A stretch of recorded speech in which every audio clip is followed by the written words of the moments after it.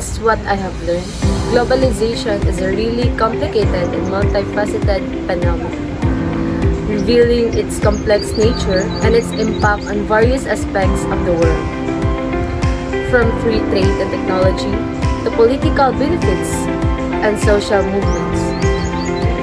From what I also learned, globalization highlights both positive and negative aspects of globalization, showcasing how it has fostered multiculturalism, increased trade, and facilitated cultural exchange, while also creating concerns about cultural homogenization. Also, income inequality and labor exploitation. Moreover, the text encourages critical thinking about the consequences of globalizations and the need for a more equitable and sustainable global system. So we have an example here that talks about the free trade agreement between South Korea and the Philippines. This article argues that the Philippines' new trade deal with the South Korea is a bad idea. So the author believes that the agreement will mainly benefit South Korea only, which has a strong industrial economy, while hurting Philippines businesses. He says that the Philippines has a history of signing trade deals without a plan to help its own companies grow. The author thinks that the Philippines should learn from South Korea, which is use government support to build up its industries. He believes that the Philippines need to protect its own businesses and support them with the things like loans and investment programs if it wants to become a successful industrial economy. Globalization has four key aspects, namely economic, cultural, political, and challenges and opportunities. For example of that is why ALBIC's free market globalization cannot build resilient communities.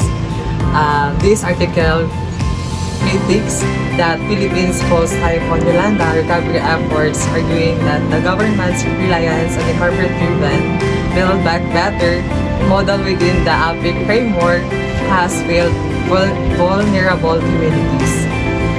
Despite significant budget allocation, the response has been inadequate, with slow housing, reconstruction, insufficient aid distribution, and the displacement of many families due to policies like the no dwelling zone. This context, or the ABICS entails, argues that the focus on private sector involvement, particularly through public-private partnerships, benefits large corporations at the expense of the poor, exacerbating pre-existing inequalities and undermining community resilience. The piece calls for a rejection of neoliberal globalization policies and a shift towards an inclusive economy that directly addresses the root of causes of poverty and disaster vulnerability.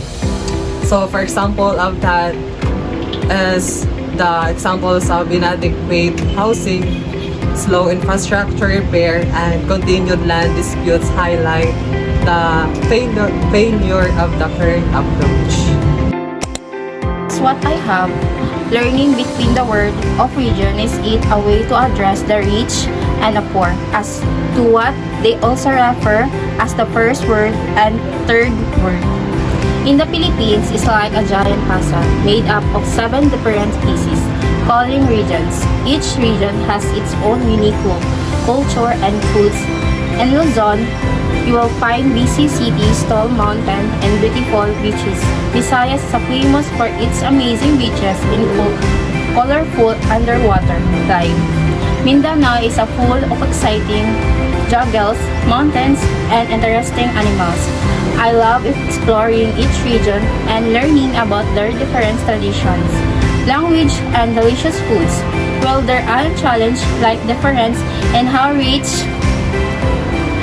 each region is, how prepared they are for natural disaster.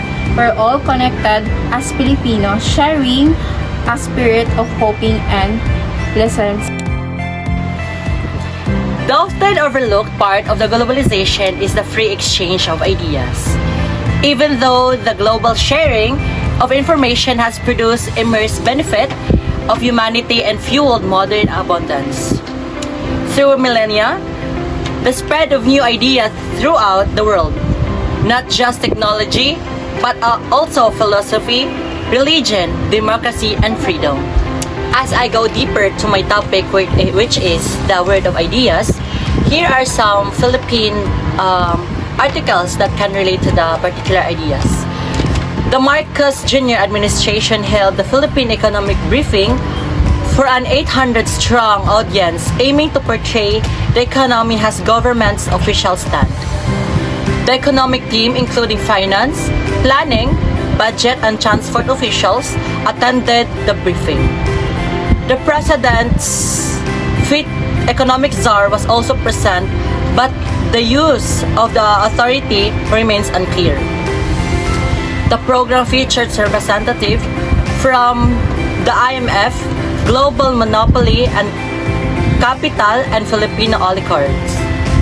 The top 2% of income earners and wealth holders discussed the main theme of PH on the go, fast-tracking economic progresses. The government believes that these voices are most important for fast-tracking economic progress in the Philippines. The program of the Philippines economic recovery was attended by the top 98% of the population, which waiters, staff, serving the crowd. The Finance Secretary's keynote speech claimed that the Philippines would become the economic giant with $1 trillion economy by 2033. That President Marcos Jr. is a bold and decisive leader to realize this potential.